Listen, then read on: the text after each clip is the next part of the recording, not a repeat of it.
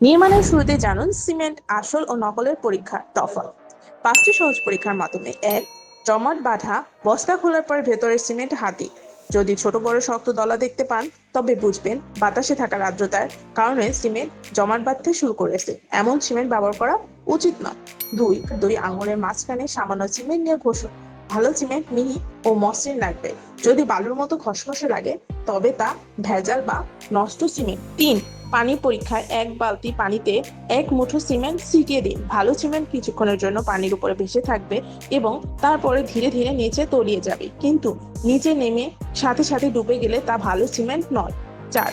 তাপমাত্রা পরীক্ষায় সিমেন্ট বস্তার ভেতরে হাত ঢুকিয়ে দিন। যদি ভেতরে ঠান্ডা অনুভব হয় তবে সিমেন্ট ভালো আছে, আর যদি গরম লাগে তবে বুঝবেন ভেতরে কেমিক্যাল বিক্রিয়া শুরু হয়ে গেছে এবং সিমেন্ট কার্যক্ষমতা কমছে। 5. উৎপাদনের তারিখ। সিমেন্ট উৎপাদনের সময় থেকে 3 মাসের বেশি পুরনো হয়ে গেলে এর শক্তি প্রায় 20% কমে যায়। তাই বস্তার গায়ে ম্যানুফ্যাকচারিং ডেট অবশ্যই দেখে নিন। সাইডে সিমেন্ট ঢালাইয়ের কাজে ব্যবহার করার আগে এই সহজ বিষয়গুলো পরখ করে নিন।